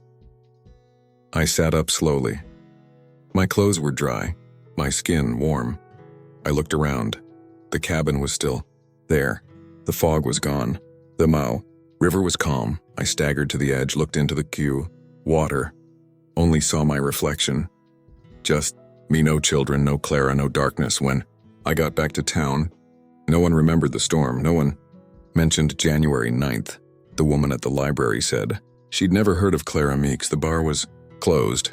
The graveyard had no record of Joseph Ridge Miranda. Peck's obituary was gone from the town archive. It was like the ice. Had never taken anyone. Like the river. Had never wanted anything, but I remember everything. It's been 3 weeks. I haven't told anyone what happened. I haven't slept more than a few hours a night. Sometimes I wake up choking, water in my lungs. Sometimes I hear children laughing from the shower drain, and sometimes, when I walk past windows, my reflection isn't alone. This morning, I found a note on my porch, typed, "Neat, just like before. Trade accepted, cycle closed, rest easy for now. We think someone took my place that night. Or maybe I took someone else's. The river's still, but the pipes groan louder each night. The full moon is coming again, and I think the children under the ice, they're not gone, they're just sleeping, waiting for someone to forget. And when they wake again, someone will have to breathe for them." They say if you walk the length of Gully Road at night, alone, and reach the end without turning back, something follows you home. Not a ghost. Not a person, just something. No one knows what it looks like, but they all know the rules. Don't talk. Don't stop.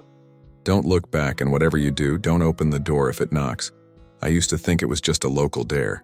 Some messed up hazing ritual for bored kids in a dead-end town. But I walked Gully Road last week, and I haven't been alone since.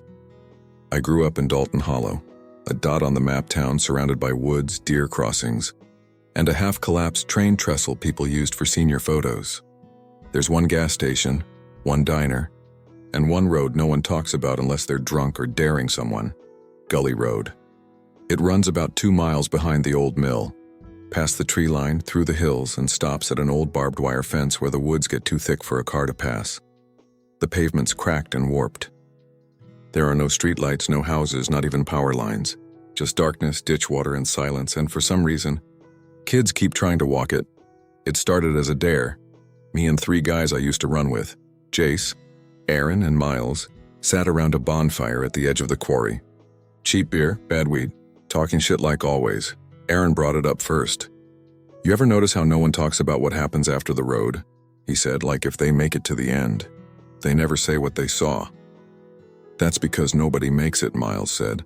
"They chicken out, or they die," Jace laughed. "Nah, man, it's just a dumb story.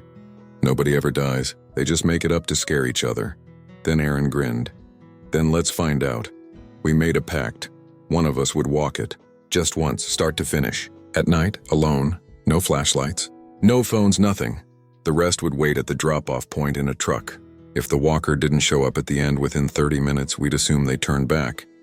And if they did make it, they'd win $300. We all put in money that night. No one volunteered at first. We all talked big, but none of us wanted to be the one to do it until Jace opened his mouth. "I'll do it," he said. "Easy money." Aaron raised an eyebrow. "Swear?" Jace smirked. "Swear on my mother's grave."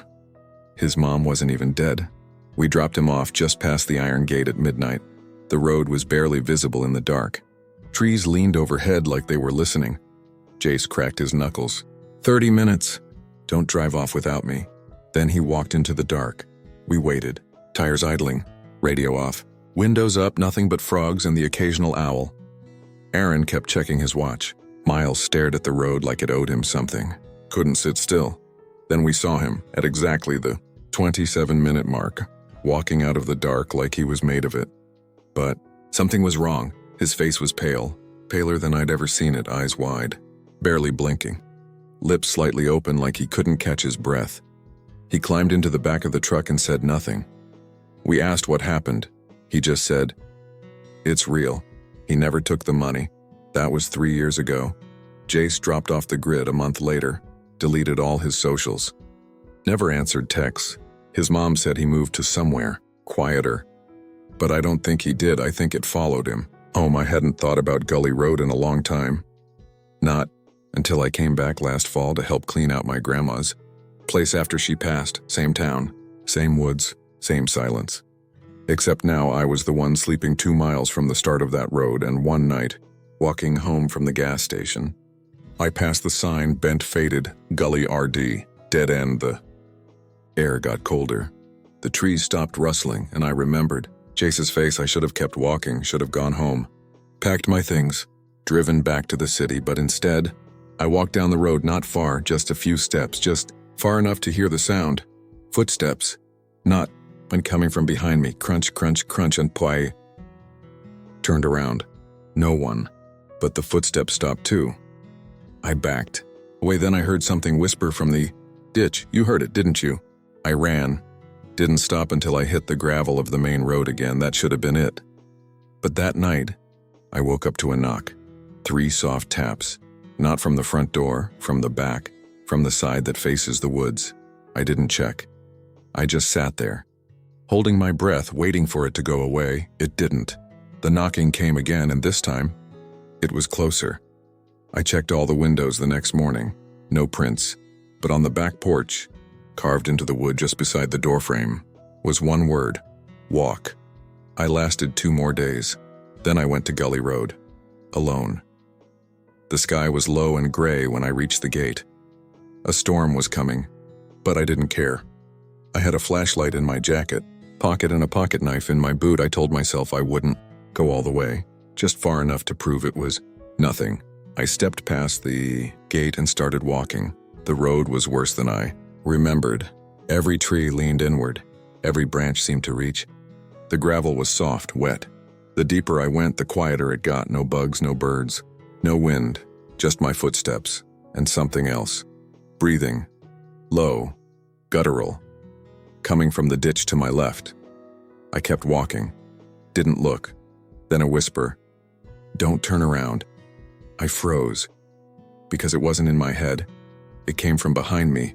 The rules: don't talk, don't stop, don't look back. I kept walking. Every hair on my body stood up. The trees got closer. The dark got heavier, and behind me, I could hear it walking too. Footsteps that weren't mine, always the same distance behind me. Halfway in, the air got thick, like walking through water. I felt a hand brush my back, cold, barely there. I didn't flinch, didn't stop. Then it whispered again, "You're almost home." I reached the end 29 minutes later. There was no fence, no barrier, just a dead end of gravel and silence. I stood there, waiting. Then, I turned around, no one, just trees, but the road looked darker than before, like something had eaten. The light behind me. I walked back. Nothing followed me out. Nothing touched me again, but I knew I'd broken something. That was 4 nights ago. I've been hearing footsteps in the house, even when I'm alone. Water turns on by itself. Lights flicker in rooms I'm not in. And last night, I heard my name whispered from the hallway. This morning I found muddy footprints on the carpet leading from the back door to my bedroom, small, bare, like a child's, but they were going the wrong way. Not in, out.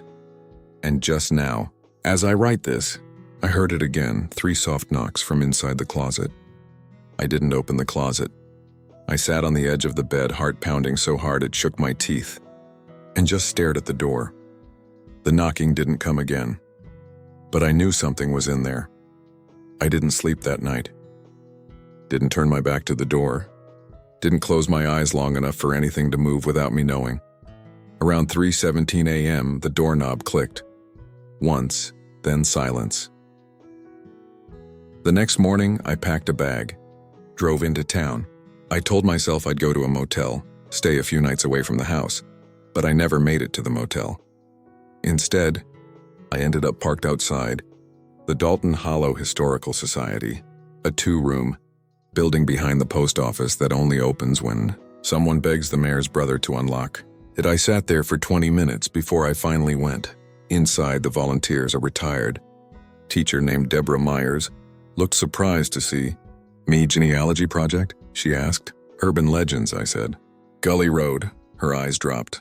All the warmth drained from her voice. You don't want to go asking about that road, I said.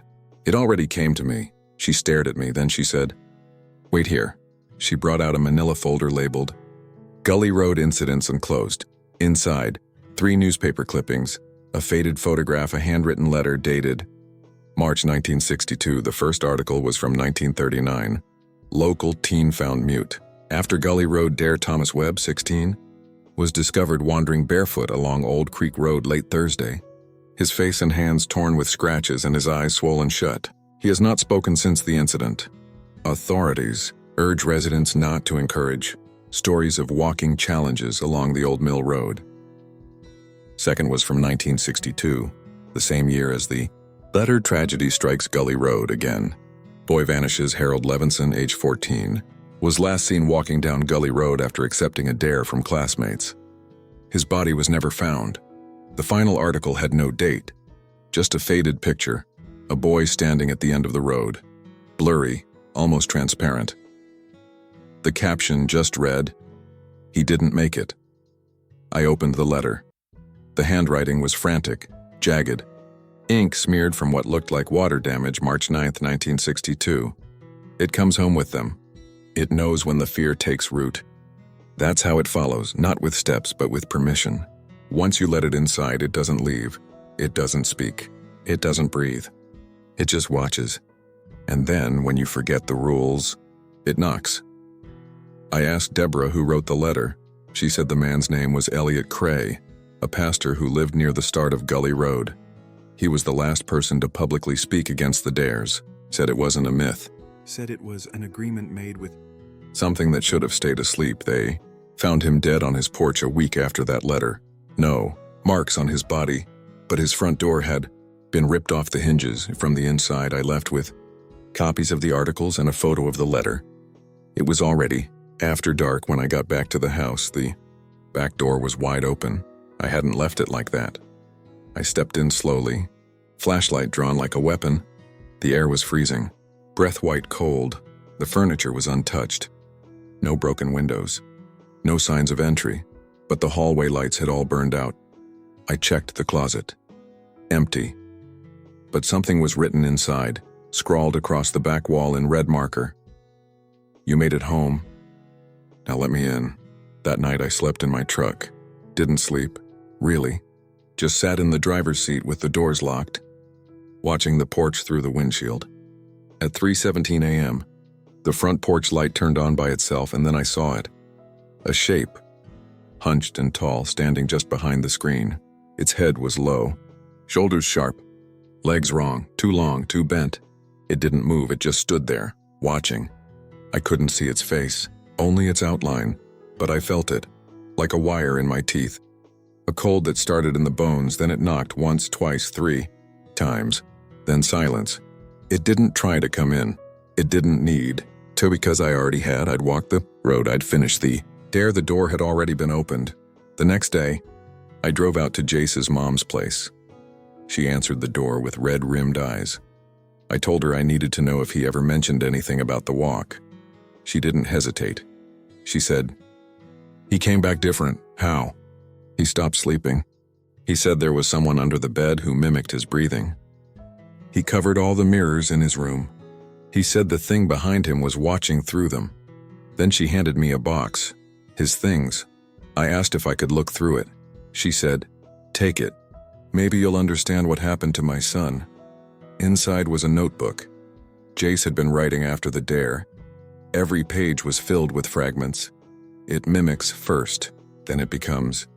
Don't talk to it. Don't listen. Don't even acknowledge it. It gets stronger the more you break the rules. And one entry circled 5 times. It doesn't need to kill you. It needs to wear you. That night I burned sage, left every light on, played music. Talked to myself. Refused to be silent. I stayed awake until 3:17, then it knocked again, from the attic this time. 3 soft taps. I didn't go up, but I heard it breathing through the vent above my bed. I'm not writing this for help. I don't think help exists anymore. I'm writing this so someone knows what it means to walk Gully Road, what it takes from you. It doesn't come after you right away. It waits. Waits for you to let your guard down. Waits for you to say nothing happened.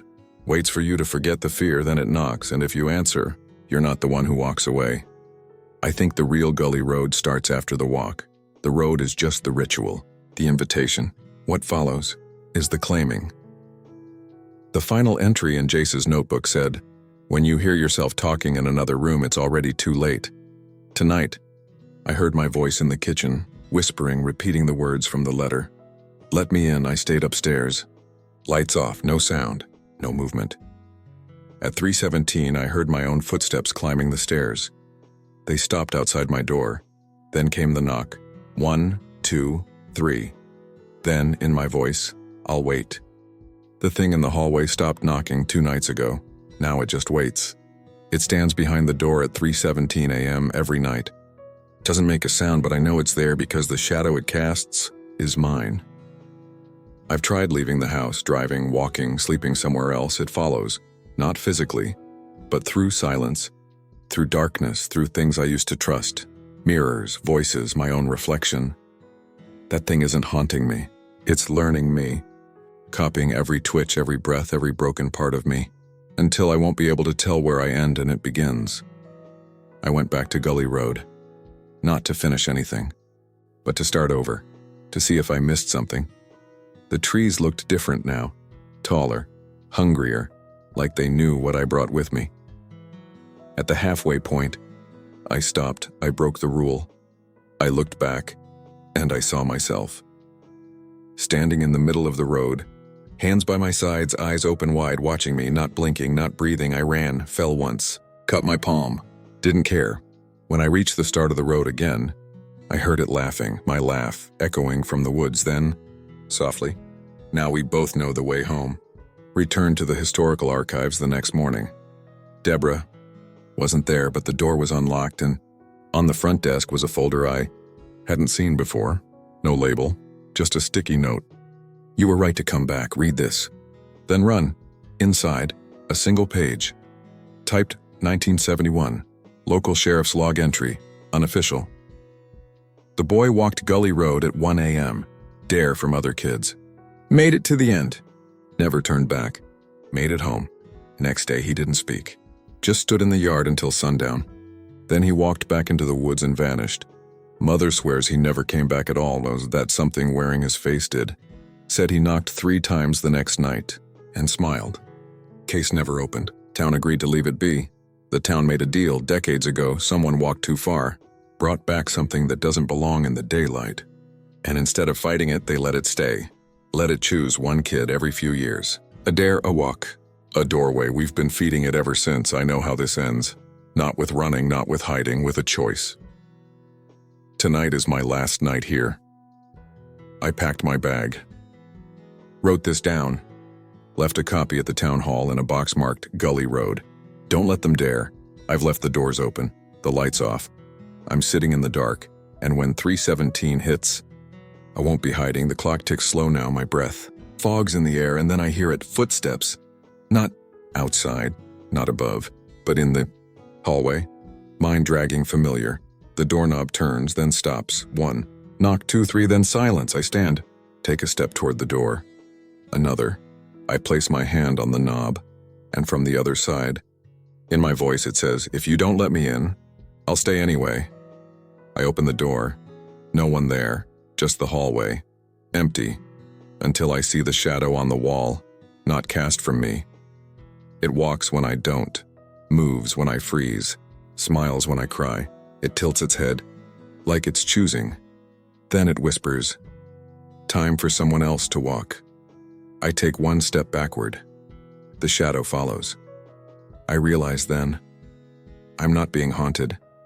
I'm being replaced.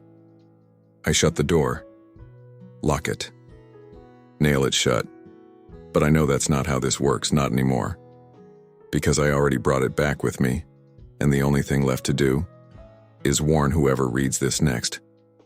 If someone dares you to walk Gully Road, don't, not because of what's out there, but because of what might follow you home. And if it knocks, never open the door, not even if it sounds like you. Because once it knows the way back, you're not the only one living in your skin anymore.